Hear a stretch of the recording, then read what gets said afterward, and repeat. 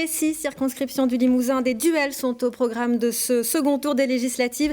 Il est l'heure du premier des 3 débats que nous vous proposons dans nos JT. Débat animé par vous, Anaïque Demars. Bonsoir. Bonsoir Caroline. Et avec ce soir, les 2 candidats de la circonscription de la Creuse. De l'unique circonscription, Catherine Couturier. Bonsoir. Bonsoir. Vous êtes la candidate de la Nouvelle Union populaire écologique et sociale, issue de la France insoumise. Vous êtes arrivée en tête avec 26,3% des suffrages. Jean-Baptiste Moreau est face à vous. Bonsoir. Bonsoir. Député sortant, candidat ensemble de la majorité présidentielle. Vous êtes arrivé en deuxième position avec 25,9% des voix. J'ajoute que 177 suffrages seulement vous séparez au premier tour. Nous avons 10 minutes pour ce face-à-face qui se fera sur le principe de l'équité. Madame Couturier, vous avez un tout petit peu d'avance sur le temps de parole car vous avez été notre invité dans les journaux d'hier. Jean-Baptiste Moreau aura quelques secondes en plus. On va parler de vos programmes économiques, on va parler d'agriculture et puis de vos valeurs en essayant d'être synthétique, s'il vous plaît. Jean-Baptiste Moreau, vous avez déclaré dimanche soir sur notre plateau que le projet de la NUP était néfaste et catastrophique pour le pays. En quoi ? Dans le fait qu'il va augmenter la dette de notre pays de pratiquement 200 milliards et qui se traduira forcément pour le financer par des augmentations massives d'impôts. Alors je sais qu'aujourd'hui, le but c'est d'augmenter les impôts pour les plus riches et on va nous dire pour les grosses entreprises, sauf qu'on sait très bien que les plus riches et les plus grosses entreprises ont des moyens de fuir l'impôt, de faire des déplacements et ça repose au final sur les classes moyennes, les TPE et les PME qui vont se voir matraquer fiscalement. Nous, on préfère que le travail paye. On a mis la prime Macron de 1 000 € lors du quinquennat précédent. On propose de la tripler pour que ça ne repose pas uniquement sur les entreprises. Donc c'est une prime qui est défiscalisée et désocialisée, ce qui permet d'avoir du net pour le salarié qui peut aller donc de 3 000 à 6 000 €, ce qui fait plus d'un 13e, voire 14e, voire 15e mois. Donc c'est ces mécanismes. Nous, on veut que le travail paye, aller vers le plein emploi. On y est presque. En Creuse, on est à 6,5% de chômage.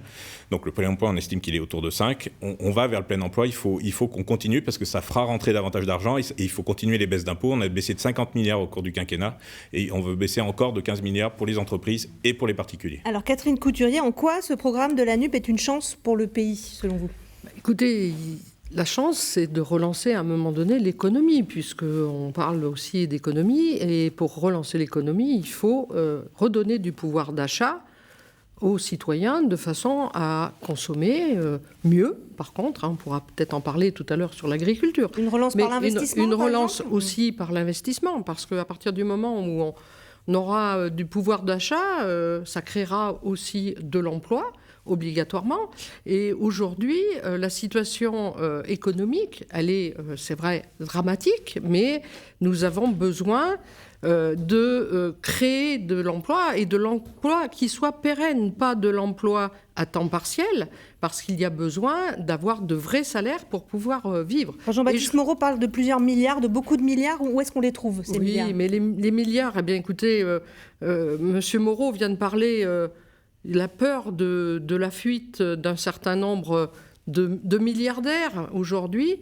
Eh bien, prenons des mesures pour justement éviter qu'ils partent. Et il existe des possibilités de façon à aller chercher à l'étranger, s'ils fuient, pour notamment payer leurs dus. Et je pense qu'il y a besoin aussi qu'un certain nombre d'entreprises qui aujourd'hui ne participent pas à l'effort collectif en payant leurs impôts, je pense par exemple à Total, eh bien, nous avons des moyens de rétablir l'équilibre budgétaire. Merci. Un mot sur votre positionnement politique pour le second tour. Jean-Luc Mélenchon a déclaré hier soir sur France 2 « Il y a des fachos qui ne sont pas trop fâchés, mais veut qu'ils votent pour nous plutôt que de rester à la maison ». Il a rectifié ce lapsus puisque c'était fâché, pas facho en fait, oui. L'expression. Mais est-ce que vous partagez, vous, cet appel aux électeurs du RN ? Qu'est-ce que vous leur dites ce soir ? Je me positionne de façon à intervenir sur justement tous ceux qui aujourd'hui ont un problème de pouvoir d'achat, qui ont une difficulté à vivre décemment. Et je pense que notre programme peut trouver une réponse à ces personnes qui, c'est vrai, se sont peut-être perdues électoralement dans un vote qui ne répond pas à leurs attentes. Merci. Jean-Baptiste Moreau, vous craignez, vous, un vote anti-Macron ? Non, je ne le crains pas. Je souhaite provoquer, c'est tout notre travail durant cet entre-deux-tours, d'abord une mobilisation plus importante qu'au premier tour, parce qu'il y a eu un grand nombre d'abstentions et on ne peut pas se satisfaire dans nos démocraties d'une abstention qui progresse d'élection en élection et de tour en tour. Donc il faut remobiliser un certain nombre d'électeurs. Et puis oui, on parle aux électeurs. Personne n'est propriétaire de ses voix, que ce soit le Rassemblement national ou un autre. Aujourd'hui, on doit parler aux électeurs. On doit lutter programme contre programme, justement, avec nos atouts, nos perspectives. Aujourd'hui, on a augmenté le pouvoir d'achat en diminuant l'impôt, en augmentant le salaire net. Il faut continuer dans ce sens-là.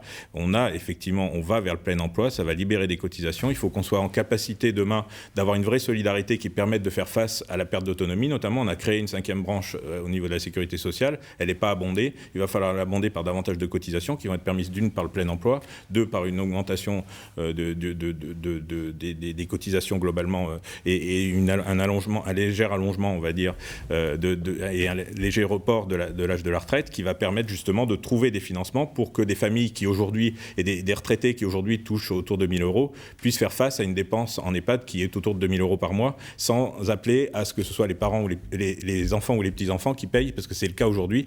Donc il faut que ce soit des mécanismes de solidarité nationale, et c'est notre projet aussi de mettre en place cette branche dépendance, prise en charge de la perte d'autonomie. Bilan, Monsieur Moreau, votre bilan. On a aujourd'hui 10 millions de pauvres.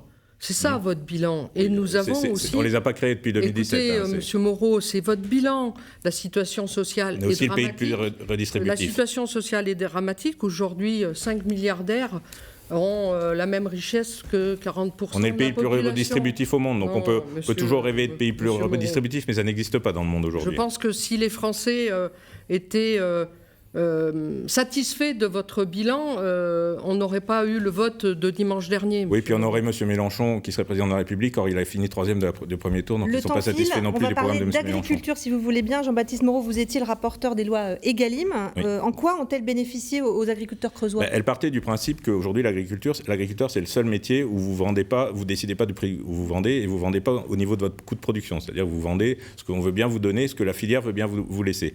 On a inversé ce mode de calcul avec la prise en charge des coûts de production et la contractualisation entre l'agriculteur et son premier acheteur sur la base de ces indicateurs de coûts de production. La loi Egalim 1, c'était optionnel, c'est-à-dire que ce n'est pas obligatoire, fortement incité, mais pas obligatoire. On a vu que ça ne fonctionnait pas au bout de 2 ans. Dans la loi Egalim 2, on y est revenu. On a rendu obligatoire ces contrats sur la base des coûts de production pour que les prix augmentent.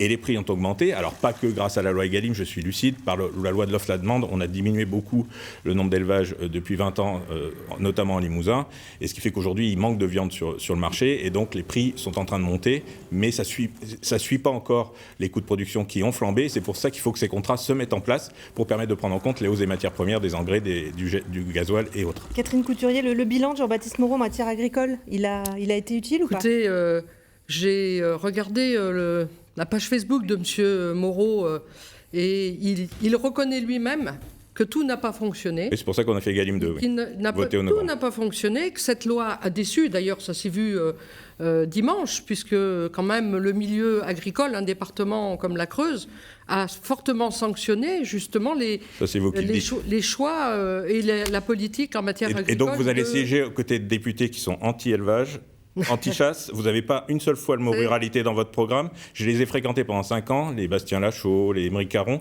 qui veulent la fin de tout élevage, et donc vous allez défendre ça. Je ne suis pas Émeric Caron. Mais oui, mais vous allez être dans le même groupe, et le groupe La France Insoumise à l'Assemblée nationale, il a voté tout comme un seul homme depuis 5 ans. Monsieur Moreau, je ne suis pas Émeric Caron, et je pense que... Non, mais vous êtes à leur côté, et vous partagez le programme. Vous connaissez très bien mon engagement pour le milieu agricole. Je suis moi-même une fille de paysan et toute ma famille est dans ce domaine. Et je tiens absolument à rassurer les paysans sur ma position, et je tiens vraiment, et je l'ai fait pendant toute la campagne, où j'ai apporté mon soutien à justement une agriculture paysanne respectueuse des paysans. Et moi je dis que les députés de la France Insoumise ont déposé tous les amendements qui ont été proposés par l'organisation L214, qu'ils ont voté tous les amendements anti-chasse, anti-pêche, anti-ruralité et anti-élevage lors du quinquennat précédent, et qui votent tous comme un seul homme derrière leur leader Maxime Roux Jean-Baptiste Moreau, depuis 5 5 vos ans. arguments, c'est dire qu'il vaut mieux voter pour vous parce que vous serez dans la majorité. Est-ce que c'est pas aussi un constat d'échec terrible sur le fonctionnement du Parlement, finalement? Non, si vous voulez, la Creuse, on n'a qu'un seul député. Donc oui. voilà, j'y suis pour rien, c'était la réforme précédente qui l'a acté. Et effectivement, depuis 5 ans, je constate que quand on est dans la majorité présidentielle, on a une proximité avec les cabinets de ministres et avec les ministres. Et quelles que soient les projections aujourd'hui, le président aura une majorité, qu'elle soit relative ou absolue. Et c'est beaucoup plus facile de faire progresser les dossiers, de pousser des dossiers d'entreprises qui demandent des subventions sur le territoire quand vous appartenez à la majorité présidentielle, que vous voyez les ministres tous les 2 jours, plutôt que quand vous êtes dans l'opposition. C'est une constatation de fait. D'un mot, Catherine Couturier, si vous êtes dans l'opposition, ça sera plus difficile d'être utile? Écoutez, je suis une femme de combat. Je mènerai justement le combat à l'Assemblée et surtout je le mènerai avec les Creusoises et les Creusois. Il nous reste 40 secondes. J'aimerais que chacun, vous nous disiez 3 adjectifs, 3 valeurs qui résument votre engagement politique dans cette élection, Jean-Baptiste Moreau. Alors, les 3 valeurs, je dirais humanisme, laïcité, qui est une valeur de gauche. J'appartiens au Cercle Condorcet de la Creuse qui réfléchit sur ces questions-là depuis très, très, très longtemps. Et pragmatisme, parce que je suis capable de même m'opposer à mon groupe majoritaire quand les idées ne me conviennent pas. J'ai des convictions fortes et je n'hésite pas à les affirmer quand bien même ça me coûte. C'est fini. Merci, Madame Couturier. 3 valeurs. Honnête, rassembleuse et déterminée. Merci beaucoup à tous les deux d'avoir participé à ce débat sur France 3 Limousin, une émission que vous pouvez revoir sur notre site internet.